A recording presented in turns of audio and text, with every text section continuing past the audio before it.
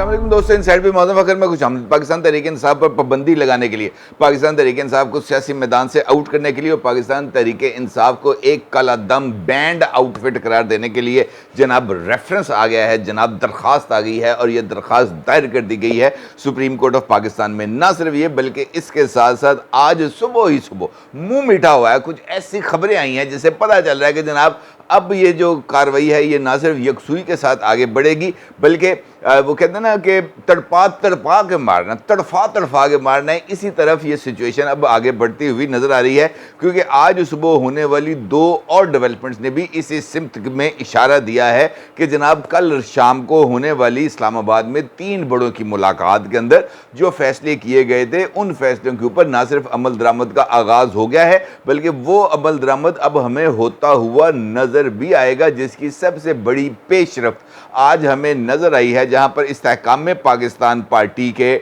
जो deputy secretary इतलात हैं और इमरान खान साहब के साबिक दस्तेराज हैं, इमरान खान साहब के दोस्त हैं, इमरान खान साहब के चीफ ऑफ स्टाफ रह चुके हैं, इमरान खान साहब के मुअव्विन खुसूसी रह चुके हैं ओन चौधरी साहब, उनकी तरफ से बाज़ाब्ता तौर पर सुप्रीम कोर्ट ऑफ पाकिस्तान में रुजू कर लिया गया है। ओन चौधरी साहब की तरफ से बाज़ाब्ता तौर पर सुप्रीम कोर्ट ऑफ पाकिस्तान में दरख्वास्त दायर कर दी गई है और इस दरख्वास्त में सुप्रीम कोर्ट ऑफ पाकिस्तान से मुतालबा किया गया है कि जनाब पाकिस्तान तहरीक इंसाफ को एक बैंड आउटफिट करार दिया जाए, एक काला दम तंजीम करार दिया जाए और इमरान खान साहब की जमात के ऊपर ये जो सियासी सरगर्मियाँ हैं उसके ऊपर पाबंदी लगाई जाए। और इस दरख्वास्त के अंदर बहुत ज़्यादा मवाद को शामिल भी किया गया है। इमरान खान साहब के बहुत ज़्यादा ऑडियोज़ वीडियोज़ हैं जो इस दरख्वास्त में जिनका ट्रांसक्रिप्ट इसके साथ नथी किया गया है और इसके साथ साथ जो फॉरेन फंडिंग केस का जो फ़ैसला है उसका भी इस दरख्वास्त के अंदर हवाला दिया गया है और ये मुतालबा किया गया है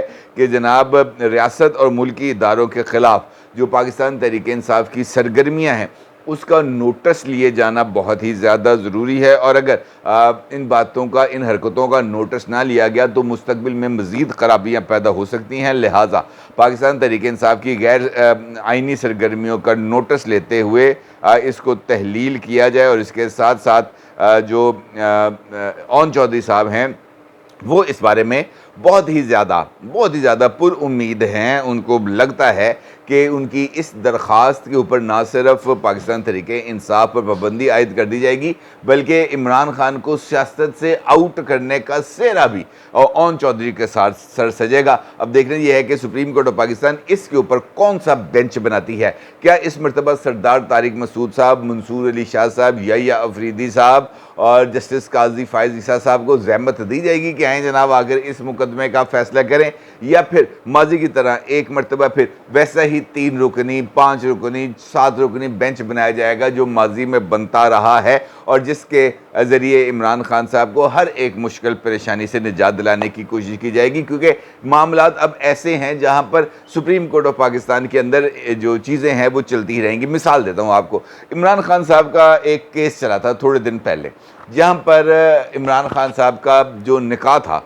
उसको चैलेंज किया गया था बुशरा बीबी साहिबा से और बताया ये गया था कि बुशरा बीबी साहिबा ने और इमरान खान ने दानिस्ता तौर पर ये एक गैर शरई फ़ेल किया है इद्दत के दौरान निकाह का और इसका जो शरई हद है वो उसके ऊपर नाफज की जाए और अदालत के अंदर इस केस को दायर कर दिया गया था। इस केस के अंदर इमरान खान साहब के जो निकाह खान थे मुफ्ती सईद साहब, उन्होंने भी आकर अदालत के रूबरू इस बात की गवाही दी थी कि इमरान खान का ये जो निकाह है ये फासिक निकाह है, फासिद है और इमरान खान ने ख़ुद इस बात को तस्लीम किया था कि इद्दत के अंदर उनका निकाह हुआ, जिसके बाद इमरान खान का दूसरा निकाह पढ़ाया गया और वो भी मुफ्ती सईद साहब ने पढ़ाया। और उसके साथ साथ इस बात का अभी मुफ्ती सईद साहब ने अपनी टेस्टिमनी में इजहार किया कि इमरान खान ने ख़ुद उनको ये बताया था कि बुशरा बीबी ने इमरान खान को ये बात बताई थी कि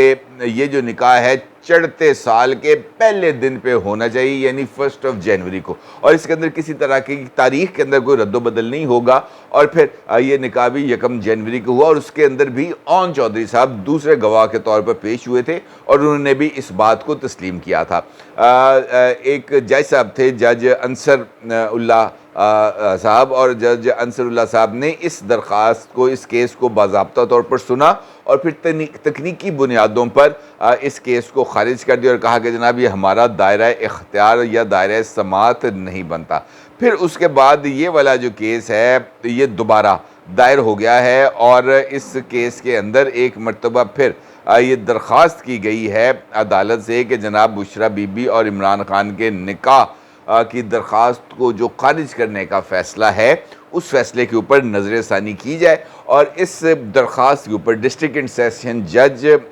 इस्लामाबाद ने चेयरमैन पाकिस्तान तहरीक इंसाफ इमरान खान को की दरख्वास्त पर को जो है वो जो है 13 जुलाई के लिए नोटिस भी जारी कर दिए हैं और इस अपील को समाअत के लिए भी जज आज़म खान साहब ने मुकर्रर कर दिया है। अब इसका मतलब ये है कि इस केस की दोबारा समाअत होगी और इसके लिए इमरान खान साहब और दरख्वास्त गुजार दोनों को नोटिस जारी कर दिए गए हैं। इसका मतलब ये है कि ये वाला केस भी अब दोबारा से चलने शुरू हो रहा है और यहाँ पर भी इमरान खान साहब के लिए कुछ नई परेशानियाँ बनती जा रही हैं। सबसे बढ़कर ये कि मैंने आपको बार बार कह रहा हूँ कि ये कल रात को कुछ डेवलपमेंट्स हुई हैं और ये जो चीज़ें अब इस वक्त सामने आ रही हैं ये उन्हीं डेवलपमेंट्स का नतीजा है। और सबसे बढ़कर जो डेवलपमेंट हुई है वो ये हुई है कि GHQ हमला केस जहाँ पर जो मुकदमे हैं इस वक्त वो फ़ौजी अदालतों में चल रहे हैं, वहाँ पर जो ट्रायल है GHQ हमला केस का वो फ़ौजी अदालतों में रेफ़र भी कर दिया गया है इंसादे दहशतगर्दी अदालत की तरफ से। अब उस केस के अंदर भी इमरान खान साहब को कल मैंने आपको बताया था कि बाज़ाब्ता तौर पर मुल्ज़म नामज़द करने की कार्रवाई का आगाज़ हुआ है और आज इमरान खान साहब को बाज़ाब्ता तौर पर GHQ हमला केस का मरकज़ी मुल्ज़म डिक्लेयर भी कर दिया गया है और उनका नाम भी FIR में शामिल कर लिया गया है। न सिर्फ GHQ हमला केस बल्कि पंजाब भर में 9 मई के हवाले से जहाँ जहाँ पर जो मुकदमा भी दर्ज है, जो FIR भी दर्ज है, सब के अंदर इमरान खान को बतौर मुल्ज़म जो है वो शामिल किया गया है। और इस काम के लिए IG पंजाब डॉक्टर उस्मान अनवर साहब की तरफ से खुसूसी हदायत भी जारी कर दिए गए हैं और जो इसके लिए मुकदमात के इंदराज के लिए जो एक सेक्शन है सेक्शन 38 उसका 34 उसका सहारा लिया गया है और ये बात कही गई है कि जनाब इमरान खान का नाम जो अब नई दरख्वास्तों ये जो मुकदमात में शामिल किया जाएगा ये सेक्शन 34 के तहत ही दर्ज किया जाएगा और इमरान खान साहब के ख़िलाफ़ अब इस चक्कर के अंदर बेशुमार और भी मुकदमा दर्ज हो गए। यानी आज इमरान खान साहब की मुकदमों में लग गई है लूट से। अब इतलात के मुताबिक ये बात सामने आई है कि चेयरमैन PTI के ख़िलाफ़ जो दहशतगर्दी के तहत 6 मुकदमे हैं वहाँ पर उनको मुल्ज़म नामज़द किया गया है। इनके ख़िलाफ़ 3 मुकदमात 9 और 10 मई को 3 मुकदमा 9 और 3 मुकदमात जो है वो 10 मई को दर्ज किए गए थे और चेयरमैन PTI को फैसलाबाद और रावलपिंडी में दर्ज 2 मुकदमात में नामज़द किया गया है। गुजरांवाला और मियांवाली में भी दर्ज एक मुकदमे में इमरान खान साहब को मुल्ज़म नामज़द किया गया है। अब ये एक बहुत ही ज़्यादा इम्पॉर्टेंट डेवलपमेंट है। इसको मैं ज़रा कुछ चीज़ें हैं जो आपके साथ तफसील से इसके हवाले से बयान करूँगा। और डॉन में आसिफ चौधरी साहब बड़े ही ज़बरदस्त जर्नलिस्ट हैं, बहुत ही ज़बरदस्त जर्नलिस्ट हैं और उन्होंने एक स्टोरी शाया की है डॉन में और इस स्टोरी का लिंक जो है वो डॉन उर्दू की वेबसाइट के ऊपर भी मौजूद है। इस रिपोर्ट के अंदर इस खबर में आसिफ चौधरी साहब ये बताते हैं कि पंजाब पुलिस के सरबराह यानी IG पंजाब डॉक्टर उस्मान अनवर ने तमाम RPOs को बाज़ाब्ता तौर पर एक हुक्म जारी किया और इस हुक्म के अंदर 9 मई को फ़ौजी तनसीबात पर होने वाले हमलों के तनाजुर में FIRs में ताज़ीरात पाकिस्तान की दफ़ा 34 का इजाफ़ा करते हुए सूबा भर में दर्ज तमाम मुकदमात में PTI के सरबराह इमरान खान को नामज़द करने की हदायत की है। इस खबर के मुताबिक ये तमाम मुकदमात जो है वो 9 मई के वाक़यात से और ख़ास तौर पर फ़ौजी तनसीबात के जो हमले हैं उनके सिलसिले में हैं और इन्हीं मुकदमात में ऑलरेडी PTI के कई रहनुमा और हामी इंसदाद दहशतगर्दी एक्ट के सेक्शन 7 के तहत मुकदमात का सामना भी कर रहे हैं और इनमें से कुछ मुकदमात के मुल्ज़मान को जो ट्रायल्स हैं उनके लिए मिलिट्री कोर्ट्स के अंदर भी मुंतकिल कर दिया गया है। इंसदाद दहशतगर्दी की अदालतों ने इसके हवाले से जो अहकामात हैं वो भी सादर कर दिए गए हैं। अब इस रिपोर्ट के अंदर ये बात बताई गई है कि ये जो 9 मई का वाक़या हुआ था, इसमें सबसे ज़्यादा FIRs लाहौर में दर्ज की गई थी, जिनकी तादाद थी 14।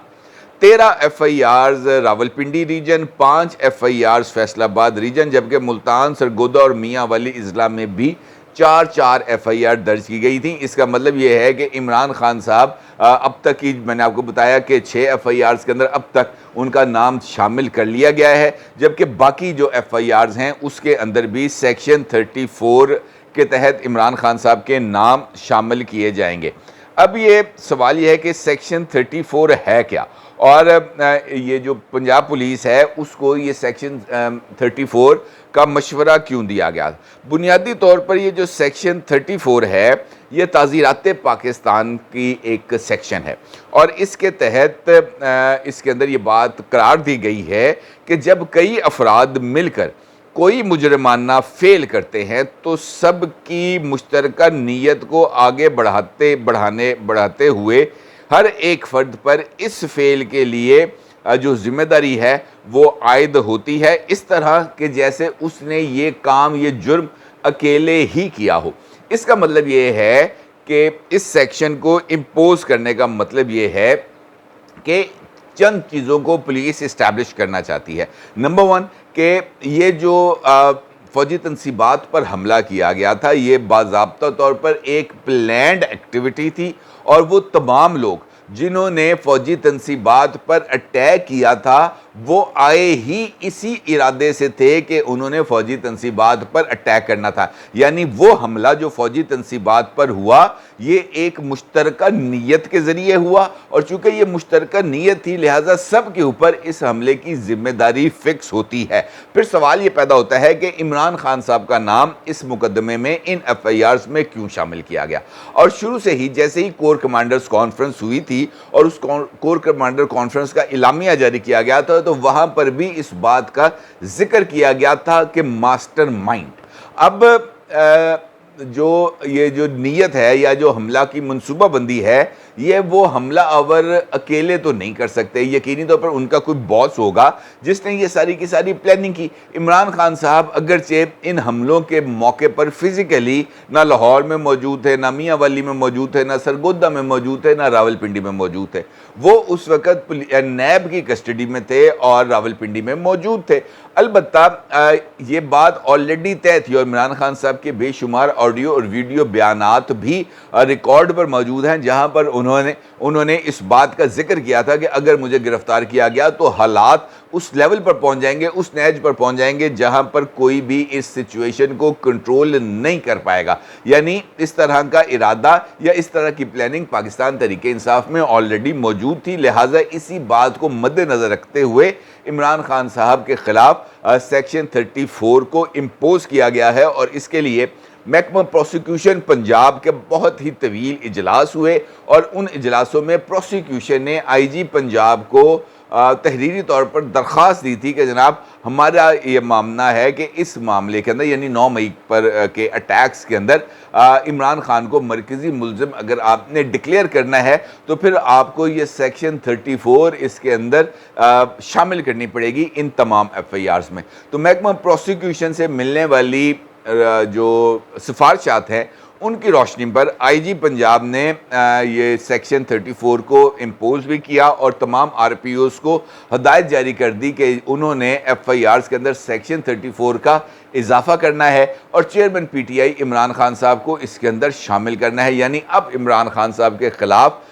जो मुकदमात हैं उनकी तादाद में भी इजाफा हो गया है, और इमरान खान साहब 9 मई के वाक़यात में ख़ास तौर पर वो तमाम मुकदमात जो इस वक्त फ़ौजी अदालतों में चल रहे हैं वहाँ पर अब इमरान खान साहब रिक्वायर्ड होंगे। और अगर इस दौरान इमरान खान साहब की गिरफ़्तारी का फ़ैसला किया जाता है या फ़ौजी अदालतों में ट्रायल के मौके पर इमरान खान साहब को वहाँ पर तलब किया जाता है तो फिर ये सूरत हाल ज़रा थोड़ी सी इमरान खान के लिए गंभीर हो जाएगी। और मुझे यकीन है कि इस मामले पर भी इमरान खान साहब फौरी तौर पर सुप्रीम कोर्ट ऑफ पाकिस्तान या हाई कोर्ट से रुजू करेंगे और इन FIRs में भी अपने लिए कुछ न कुछ गुंजाइशें हासिल करने की कोशिश करेंगे, जो बज़ाहिर उनको मिल जाएंगी, लेकिन